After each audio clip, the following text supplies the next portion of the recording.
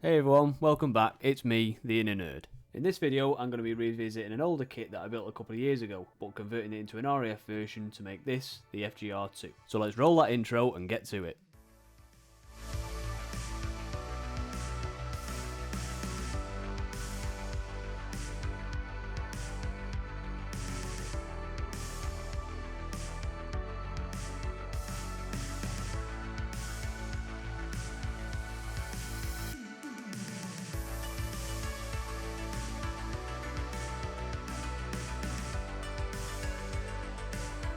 So I started with the same kit as last time, but bought a few extras to try and add some details in there over the standard kit. First off with some decals, then some resin bits from Edward and Aries, followed by some remove before flight tags which I didn't actually end up using.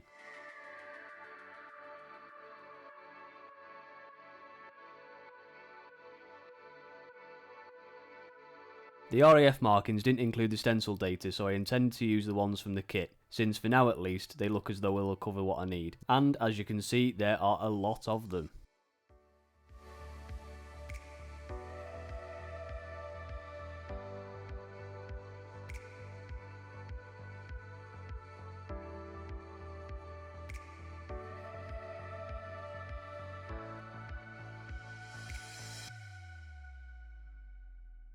I chose an extra decal sheet with a good range of both camouflage and overall grey aircraft, because at the start I wasn't sure which version to make.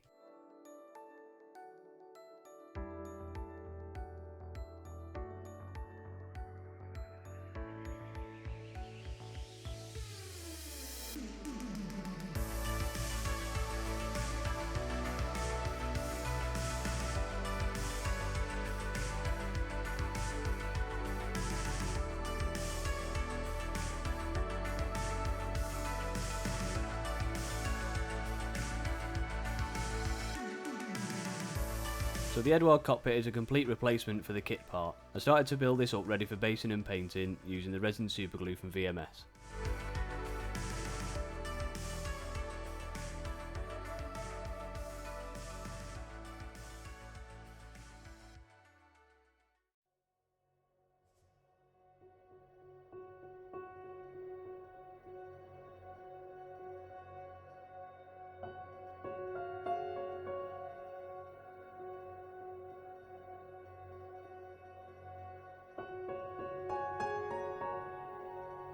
To add airlines and other tubes to the ejector seat, I drilled out some pilot holes where I could feed the solder wire in. And a little tip for applying small amounts of superglue is to, well, split the tip. I slice a toothpick at the end so it acts like a fountain pen. That'll hold a nice amount of glue to be transferred onto the model and keep the finer details in place.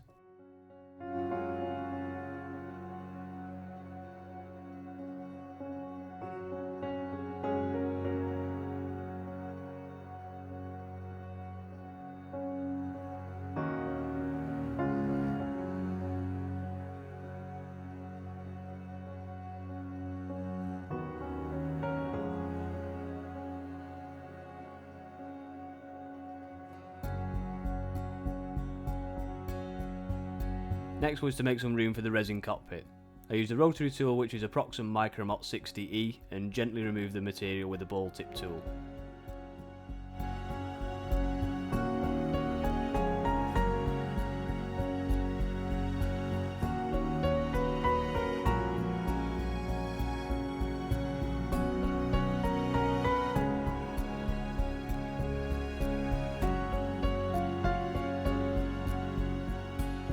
Then it was time to add the nose bay from the Aries set. The instructions for these are absolutely horrendous, so a lot of guesswork and test fitting followed to get things fitting right. The nose bay didn't cause too many issues, yet.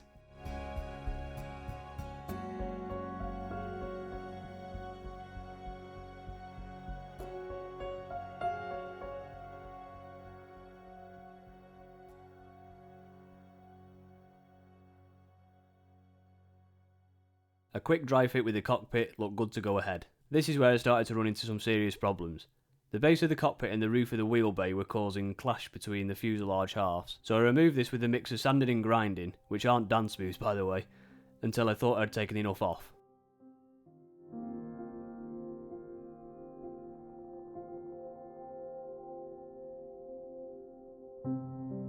Whilst I'm on about adjustments, it's time to look at the main landing gear bays. These are also part of the Aries set and require removal of some moulded features like this alignment hole. To get it in the right position, I had a big brain moment. I highlighted the hole with a pen which could be transferred onto the underside of the resin part.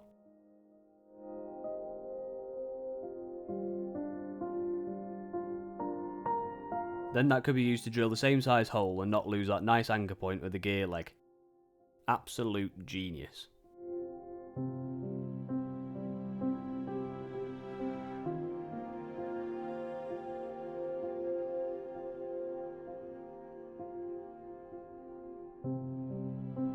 These landing gear bays weren't without issues either. I had to remove a good chunk of those to fit them snug inside the Sparrow missile recesses. I used to struggle to spray wheels because I used to do one side and the other like the amateur I am, but I found it useful to drill a small hole in the base of the tyre and add a toothpick with some PVA holding it tightly for spraying.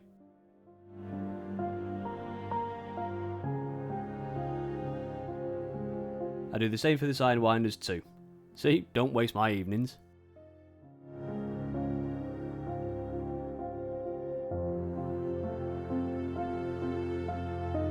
One of the mods to make the RAF version was to make the nose smooth. I mixed green stuff epoxy putty and filled the voids in the base. Then once it was cured after about 24 hours, cut away with a scalpel and sanded smooth with 1200 grit sandpaper.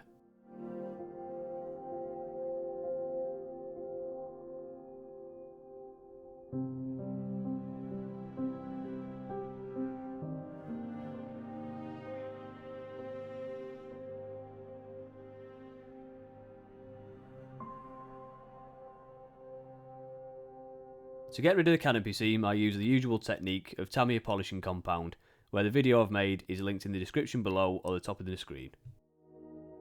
Now it's time for priming. I use Mr. Surface of 1500 in black mixed with a 50/50 self-leveling thinner to base the cockpit and any other small parts that have a dark final colour.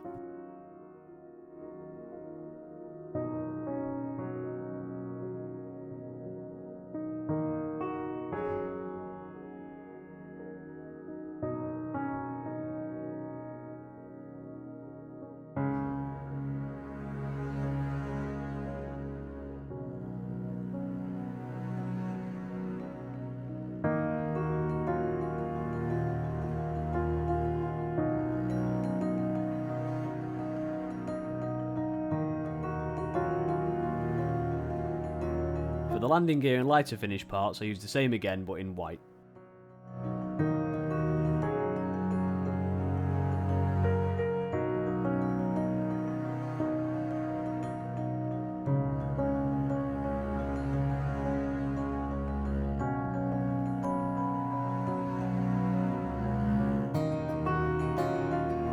Then it was time to start blocking in some colour. I based the cockpit in Mr. Colour Grey, then picked out the details by hand on the dials and switches.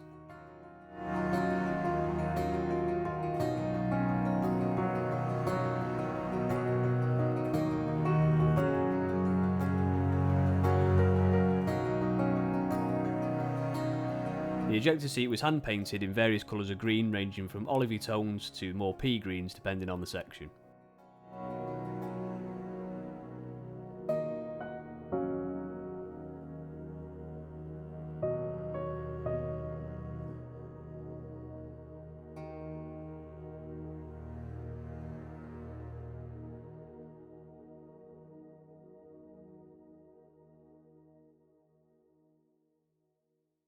The cockpit set comes with both resin and PE instrument panels.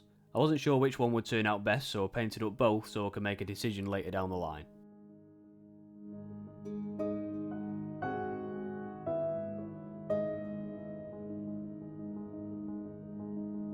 It was quickly evident that my hand painting skills of dials weren't going to keep up with the printed PE ones, so I fitted them in with PVA glue to give me some time to manoeuvre them in position.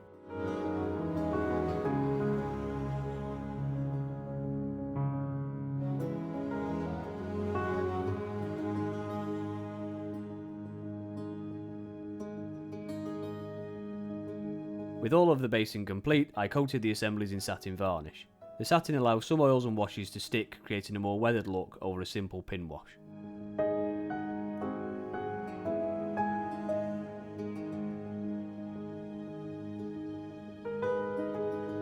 I mixed mixed a dark grey using oils thinned with white spirit and applied them to the recesses to give some depth.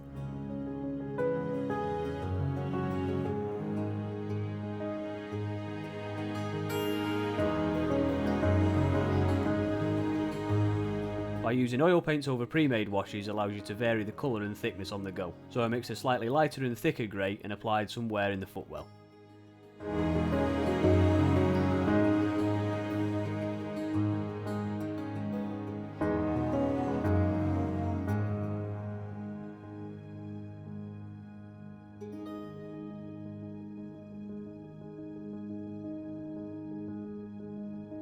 With this colour I also dry brush the raised detail on the switches. Any bleed can be easily removed with a brush dampened with enamel thinners.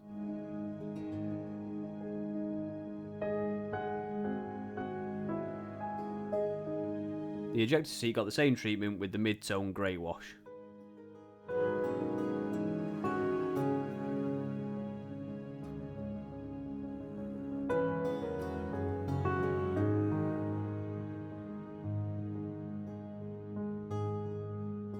Followed by some dark greens for the cushioned areas.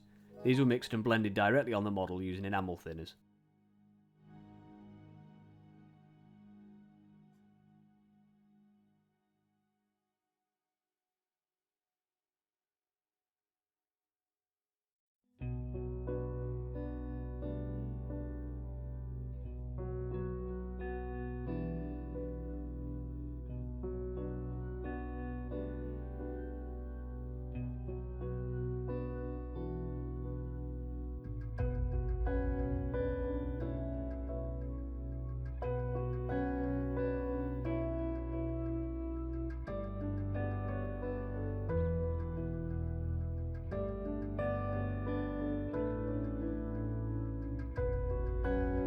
To give the quite plain PE seatbelt some more texture, I used deep grey oil wash from Ammo, which is a bit more brown grey than grey.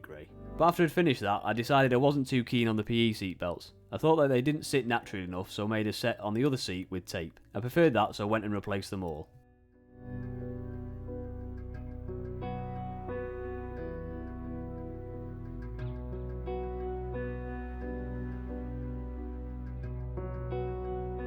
Obviously now the tape set were missing the buckles, so I cut them out of 0.3 solder wire and created loops which are then stuck into place with VMS's slow dry superglue to give me enough time to line them up with the seat belts. Then block the colours in by hand with light grey and khaki.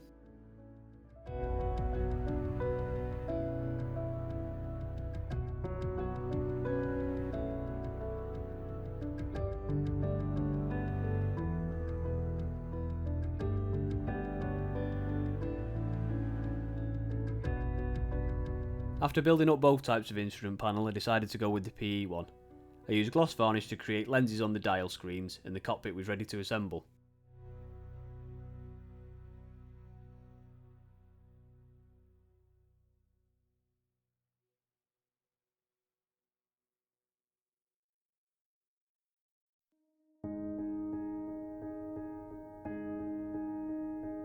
I picked out some switches using a toothpick with grey and red paint before adding the hood screen, which you can get as part of the resin set.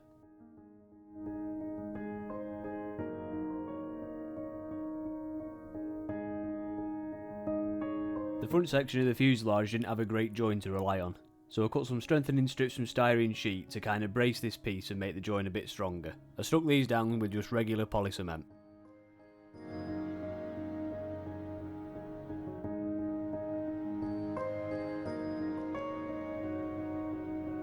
These centre exhaust openings were just open to the elements, leaving like a big void behind them, so I built a structure around them with the same styrene sheet.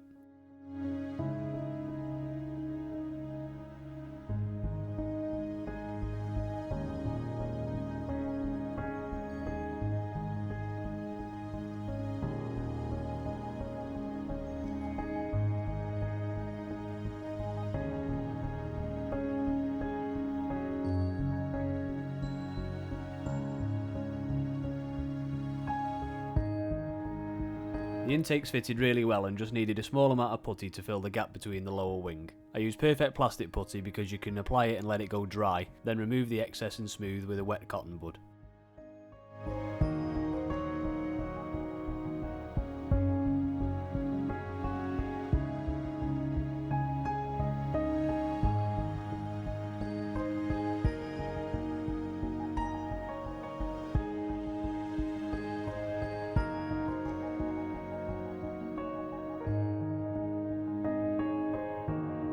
Next up I did some weathering with oils on the inside of the intakes. I used a mixture of grey and industrial earth to create a grimy streaks on the inside.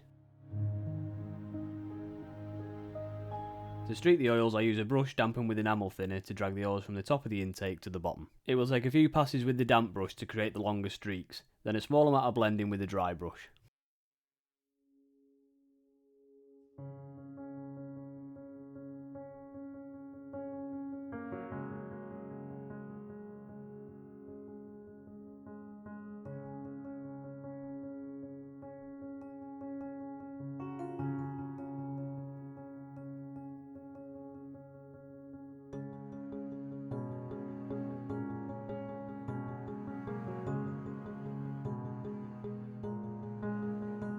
Back to earlier me sanding the nose gear bay down.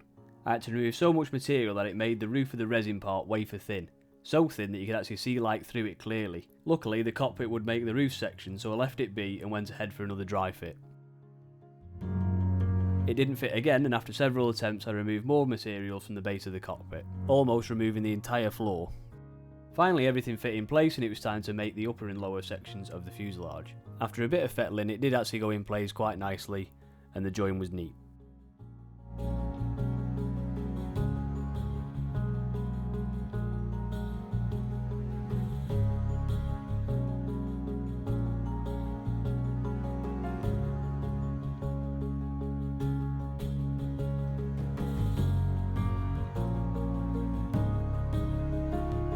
There are quite a few connection points between these parts, so I gradually made my way around with the extra thin cement to ensure each join was properly secure before moving on to the next. This will reduce the chances of misalignment between the upper and lower parts, requiring sanding to level them out.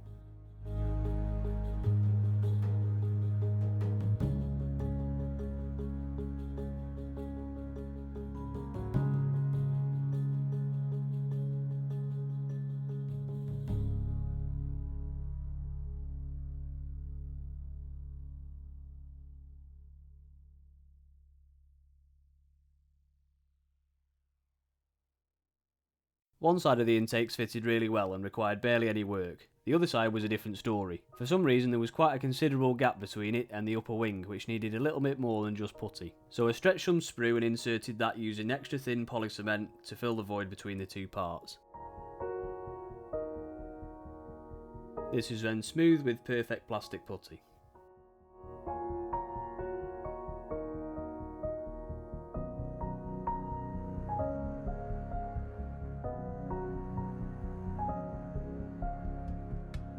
Once all the filler work was complete, I run over each filled join with 1200 grit sandpaper to get the transitions smooth. On the FGR.2 variant of the Phantom, there's a different radar receiver on the top of the tail. Since this is an F4J kit, it didn't come with this particular part, so I had to fabricate my own. I cut up the 3 existing parts to create a long squared section, which are then fit in segments on the top of the tail.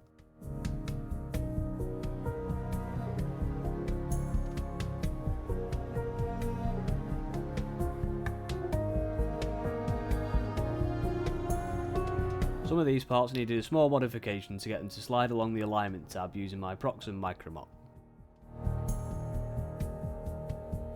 With the centrepiece attached, I could use this as a structure to build on the new shape. I applied some filler and sanded it smooth to give me a nice smooth base, then added some styrene sheet to pack out the width of the part to match it up with the picture. This needed a bit of work with a rotary tool to shape it into a more accurate shape versus the reference image.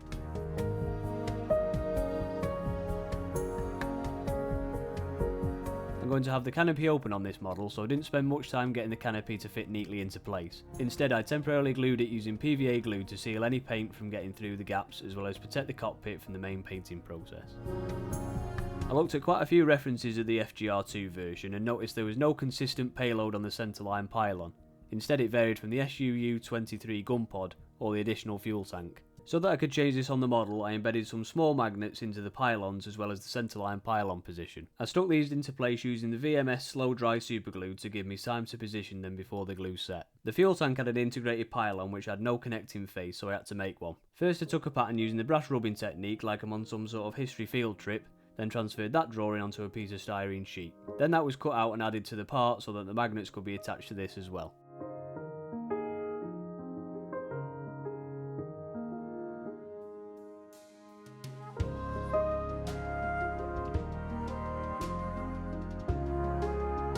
Once the pylons were sorted, I moved on to the centre line. I drilled out the hole in the right position and then added the other magnets, being careful to keep it in the right polarity, into the space. To get these magnets to align perfectly with the fuel tank, I marked them up with red paint, which could be transferred onto the styrene sheet I added earlier. With this information I could then drill the holes for the magnets in the right spacing so they would align neatly. The main part of the build was complete, meaning I could move on to primer. For this model I used Mission Model's grey primer mixed with their own branded thinner. I used the grey first so that any defects in the build will be highlighted in a similar colour to what the model would be finished in.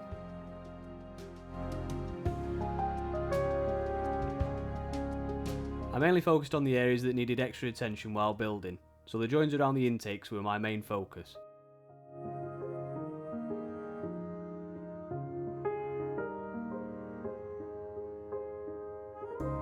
Since I was making an attempt to convert this from a J to an FGR.2, I needed to add extra panel lines. I got these blueprints printed 1:1 scale to the model so that I could use them as a guide to rescribe the additional detail. To help me along with rescribing the detail, I used this Hasegawa tri-tool, which helped me keep the lines straight and the circles round. I also used this rivet engraver from ZBS to create the 1/48 scale rivets. Once the rescribing was complete, I checked each panel line with some black oil wash to ensure that it was deep enough and in line with the rest of the model.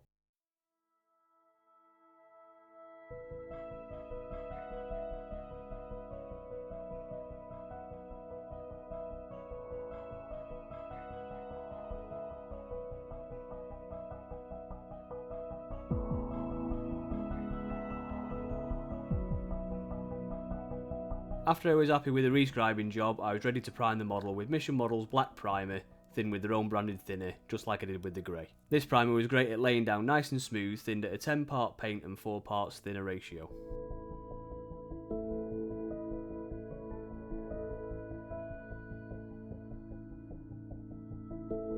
For the base colour of the underside, I used Mr. Hobby Light Aircraft Grey and laid them on in light even coats to make an even colour tone. Now, if you've seen any of my previous videos, you know I like to use a marbling effect to create a lot of texture within the main base colour. I'm not doing this on the underside of this model, because looking at some pictures of this aircraft, that the underside doesn't really get weathered and the paint stays relatively smooth in terms of tone.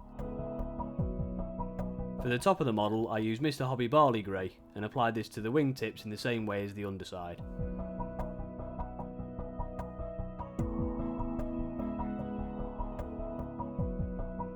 Looking a bit closer to the pictures I was using as reference showed that the spine of this aircraft got slightly sun bleached, so I wanted to replicate this by using the marbling effect I talked about earlier. I highlighted out the centres of each panel that I wanted to create the texture on, and then used the marbling technique to create light and dark spots within each boundary.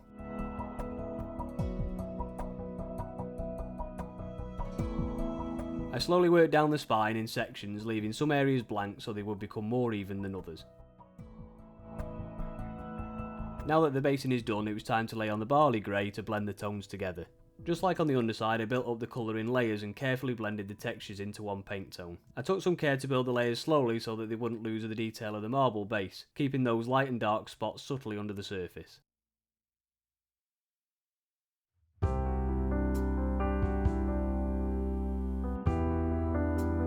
Then I added Mr. Colour Medium Sea Grey to the main part of the upper wings to complete the camouflage scheme. Moving on to some smaller details, I used Mission Model's white to colour the landing gear bays and the tail art.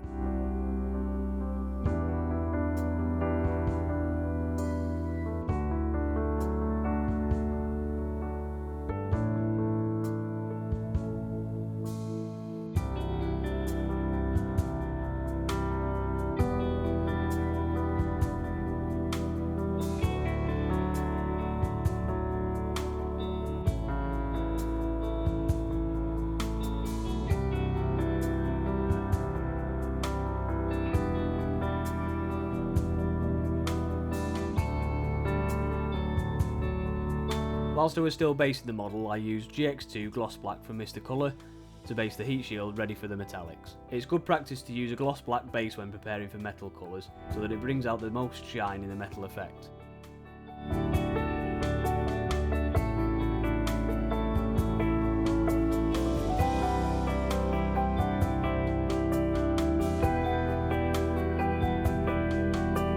With the model still under masking tape, I used Alclad's aluminium to base the metallic areas. I spray these metallic colours at a very low air pressure of just 8 psi, so that the metal flake doesn't dry on its way to the model, which would create a rough surface. I also lay these on really thin and build up the colour gradually, so that the gloss black base coat can help emphasise the shine. If you'd like to see more on how I use Alclad paints to create a bare metal aircraft, use the card above to take you to one of my videos on the Saab Tunnan.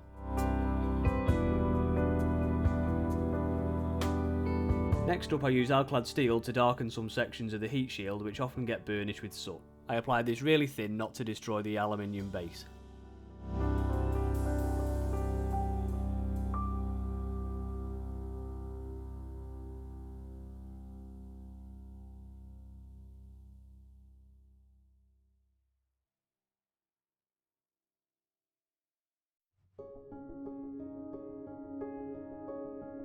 To really get some contrast into the heat shield, I copied this reference image and used Alclad's jet exhaust to pick out the darkest sections of metal.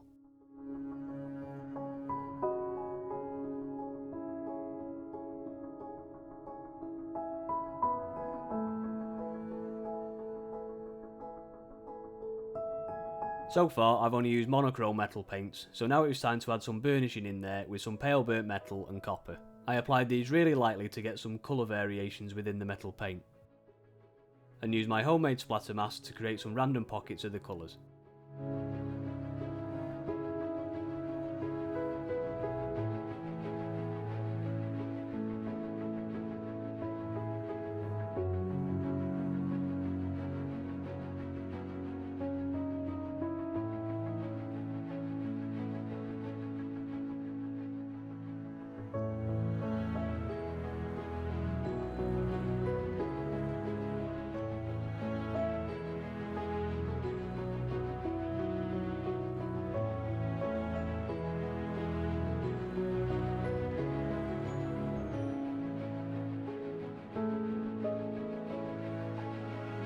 Now that all the main painting was complete, I could move on to sealing the work in with a gloss coat using Mission Model's clear gloss mixed with air thinner. I built the gloss coat up in 4 layers, starting with a mist coat, followed by 3 wet coats, leaving around 45 minutes drying time between each.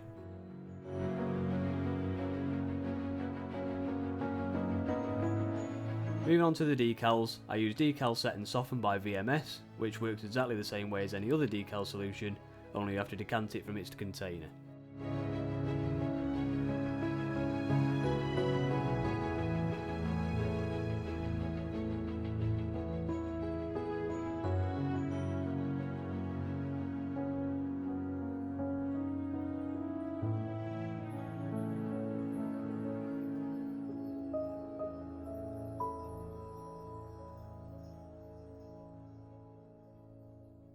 As you may remember, I mentioned at the start that I was going to use the stencils that were supplied in the kit, but on closer inspection I realised that they didn't suit the RAF version and were missing a lot of the placards used on the undercarriage and the air brakes. To add these details in, I got a set of universal labels and stencils from NEZ. NEZ print aftermarket details and 3D printed switches to detail up models. If you want to see more from their range, there's a link in the description below.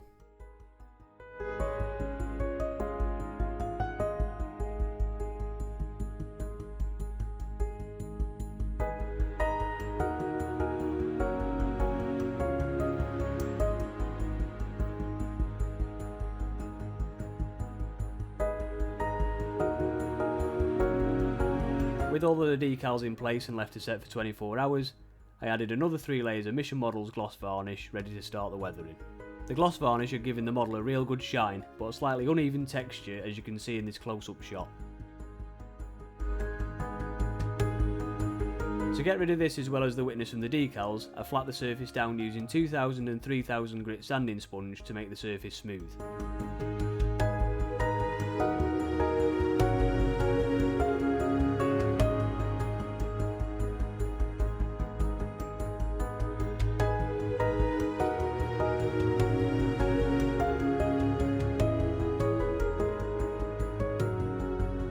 Another close-up shot shows the witness from the decals, and the bumpy effect on the gloss have been removed. Then it was time to gather some reference photos ready for the weathering.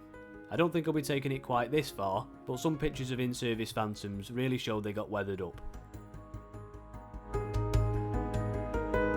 Since the flattening of the gloss coat has now left the model with a slightly satin finish, it will help us use the oils to stick to the surface a little more. I start to pin wash the more weathered areas using Ammo's blue dirt wash to darken those particular panel lines.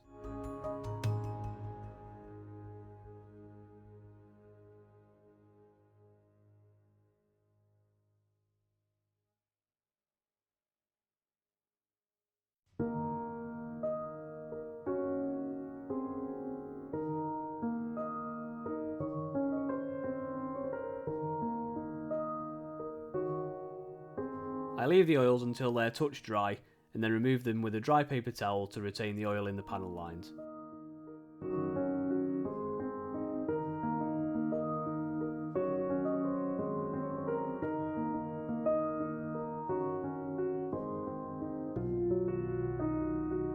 Since the blue dirt wash will be too dark for the barley grey areas, I mix my own grey wash using black, white and ochre oils and thin them down with enamel thinner into a wash. Then I applied and removed in exactly the same way to leave a slightly darker panel line in those areas.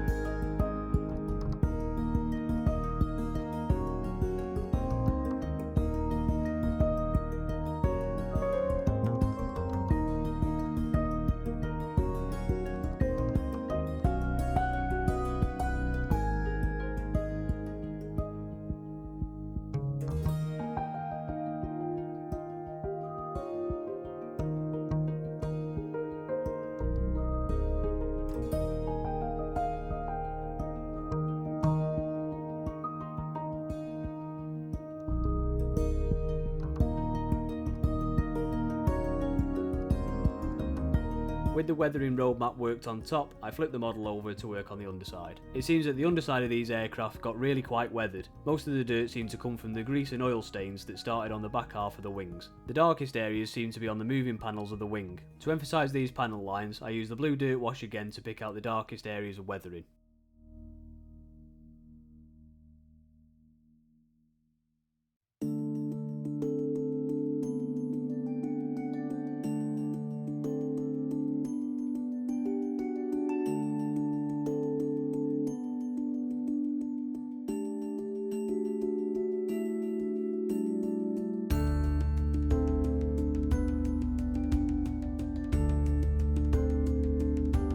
I also added some brown grey to give the model some additional colour in the areas underneath the engines.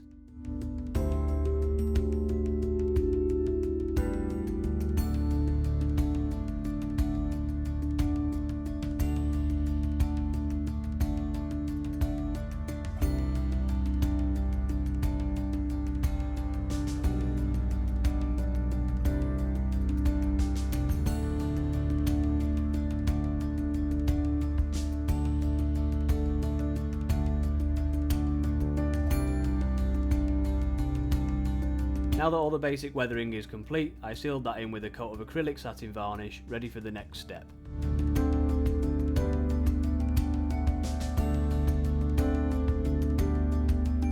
I started by making some mottled tones on the heat shield. I created my own splatter mask using these kitchen scouring pads, which can be torn into thin layers which will create random spattering effect. I picked out some deeper tones using heavily thin black paint.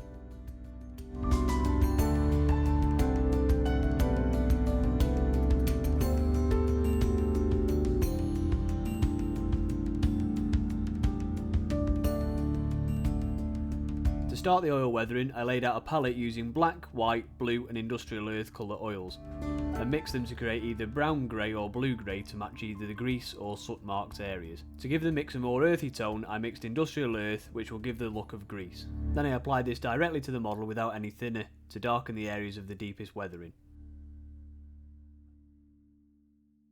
I kept the coat light because I wanted to remove most of the oil that I'd applied, just leaving behind the trails of the colour. To remove the oil gradually, I used a small brush dampened with enamel thinner to dissipate the oil around the panel line. This will slowly spread the oil as well as remove it, leaving a very uneven distribution of the colour.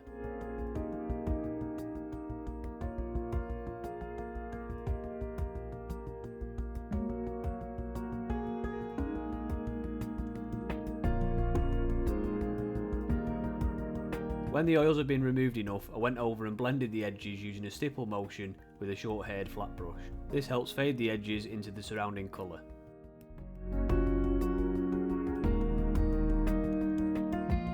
To create even more texture, I mixed a slightly lighter colour of the browny grey oil and then thinned with a small amount of enamel thinner. I applied this over several panels to create an area of weathering away from the panel lines.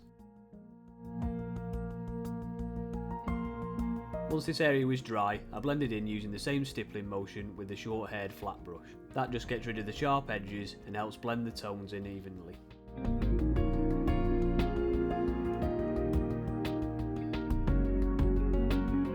Then I moved around the model working in sections and changing the colour slightly to match each area of weathering.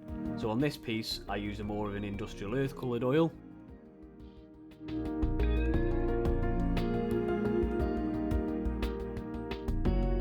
Then here used a more blue grey to match the barley grey.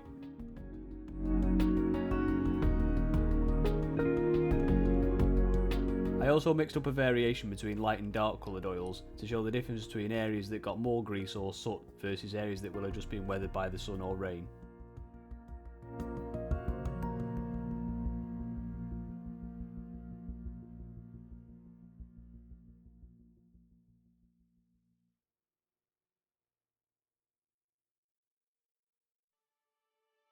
I use the same blending technique all around the panel lines. You can use a brush that is dampened with enamel thinner to manipulate the oil into or away from the selected panel line. That way you can keep the staining either in or outside a certain panel.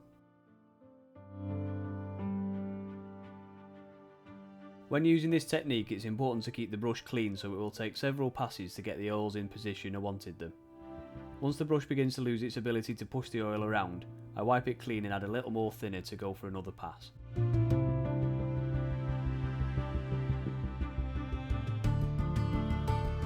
I couldn't quite get it clean enough in this area, so I used a dry cotton bud to blend the edges in a little more than I could manage with the brush. That will soften the rawness of the oil if it's a higher contrast to the base colour.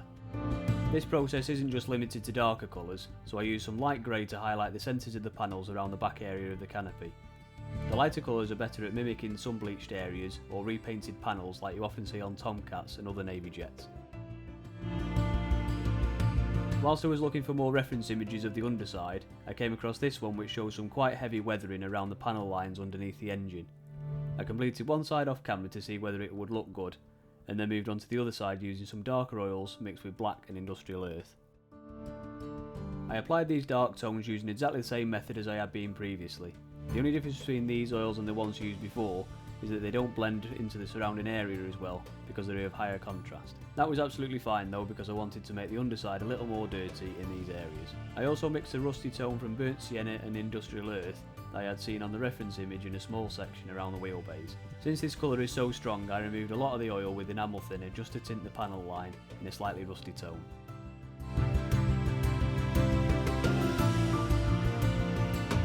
Moving forward, I mixed a more dark grey colour to tint the panel lines on the underside of the intakes. Notice how I stay away from using pure black oils. This is because in reality nothing is purely black. It's always a tint of brown, blue or red, and using pure black tends to make the model look a little bit too stylised compared to the real subject.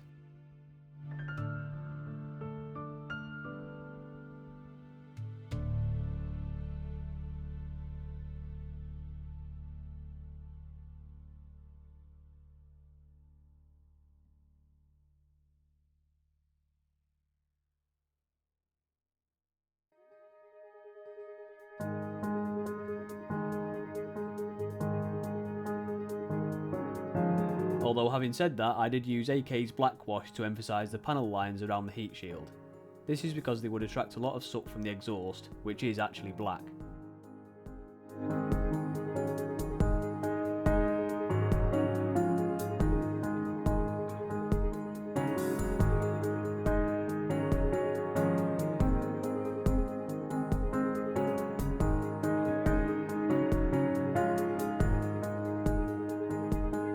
Followed by a light grey around the edge of the panels to replicate this sort of oxidising effect.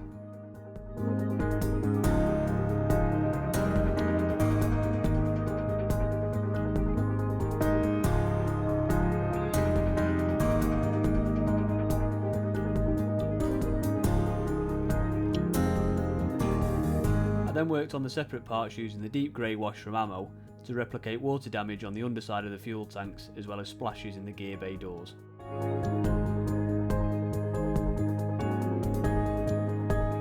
That was the final part of the staining, and up next is a small amount of streaking. I started the streaks by placing a small dot of oil where I wanted the streak to start, then using a flat brush dampened with enamel thinner, drag the oil in the direction of airflow or gravity depending on the location of the streak. I kept the pressure on the brush really low so that the thinners didn't destroy the streak completely and allowed it to drag along the surface of the model. This is where the satin coat we applied before the oil weathering really comes into its own and allows the oil to be left behind just enough to create a streak.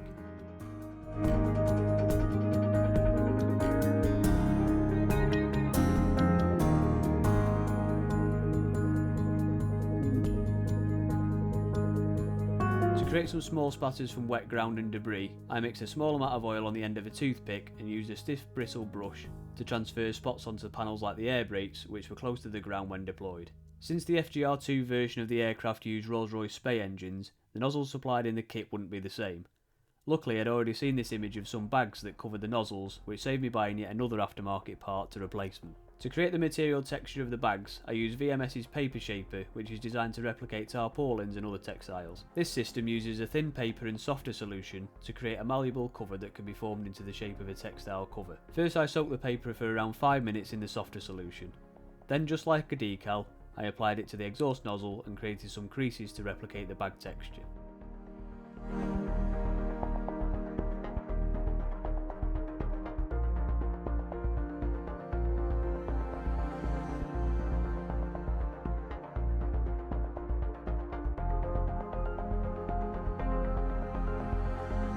I left that to dry until the next day and then cut the exhaust nozzle to match those of the Spey engines and get a nice clean edge where I can apply the lid of the bag. The paper shaper dries reasonably hard but isn't resilient enough to work with. To create a hard shell on top of this I use VMS's acrylic binders mixed with their airbrush thinners which would set the paper solid.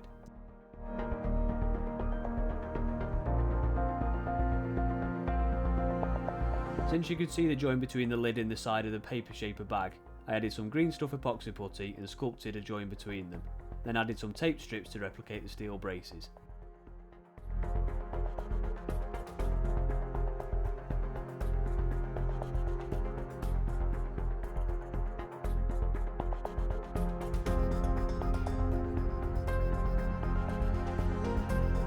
They got the same weathering treatment as the model and then detail painted afterwards.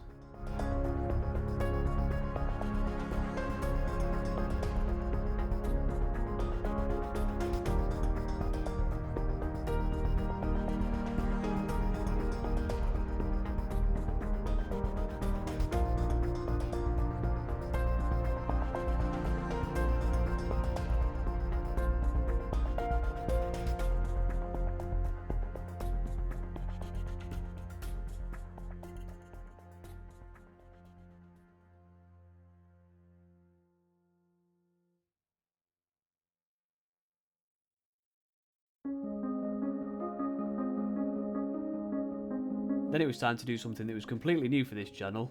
The figure in the kit looked pretty well detailed, so I thought I'd give it a go. I built him up, called him Phil, and then added some green stuff epoxy putty after removing some unneeded pockets and holster that weren't visible on the reference I was using.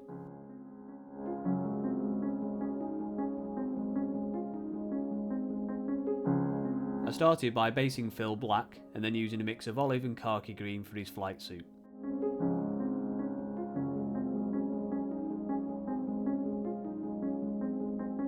Then I started to detail him in using black and hand painted his boots and gloves.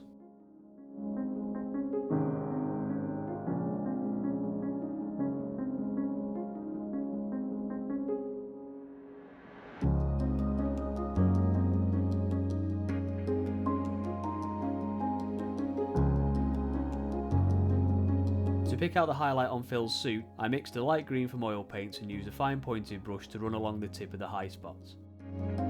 This was followed by a dark green wash to emphasise the shadows and the recesses.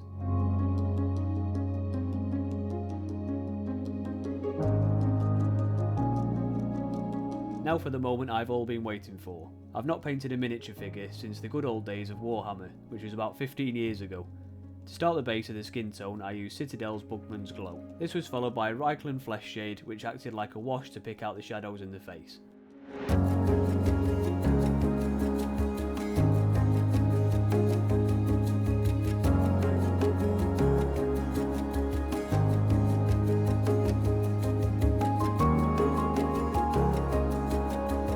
To do the first layer of highlights, I used Cadian Flesh Tone to pick out the high spots on the nose and cheeks, as well as the chin and forehead.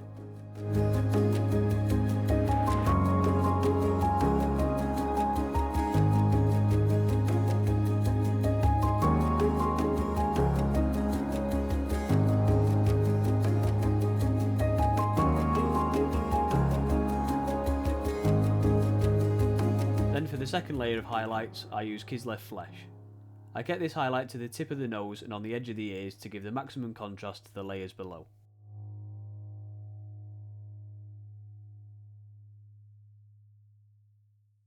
Finally, one coat of Reichland Flesh Shade to blend those colours together and give smoother transitions.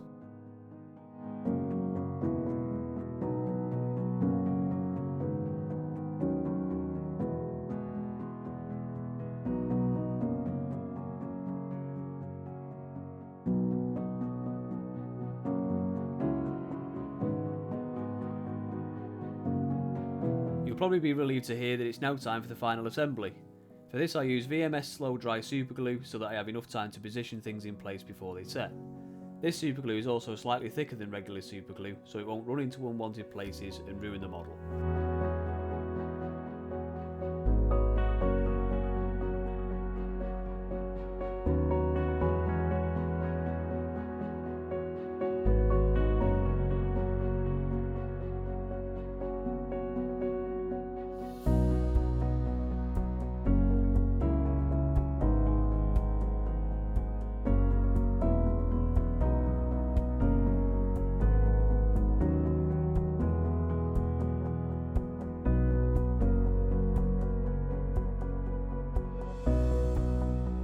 No matter how well I try and mask the canopy, there's always a small amount of bleed around the edges.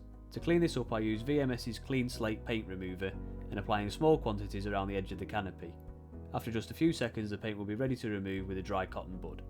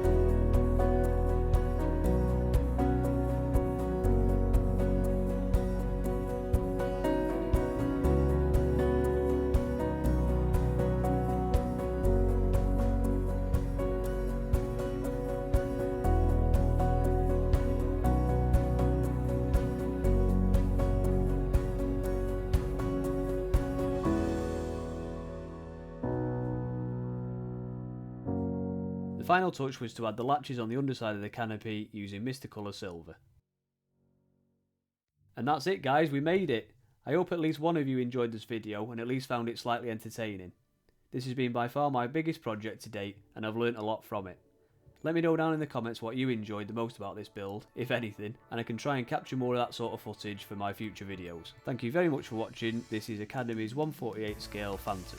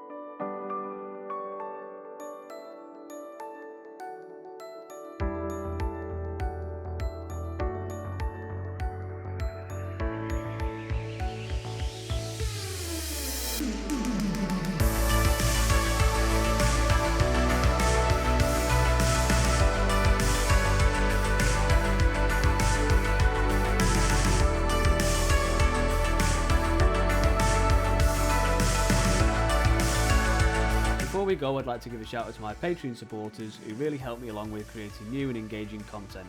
If you'd like to see more in-depth videos focusing on specific techniques, why not go and join them using the link in the description below and signing up. If you enjoyed this video, give me a like and subscribe to see my latest uploads. And if you want to support my channel, go visit my Patreon page, which is linked at the top of the screen, or jump straight into more videos like this through one of my playlists. And see some behind the scenes as well as take part in polls on my Instagram, theinernerd_insta.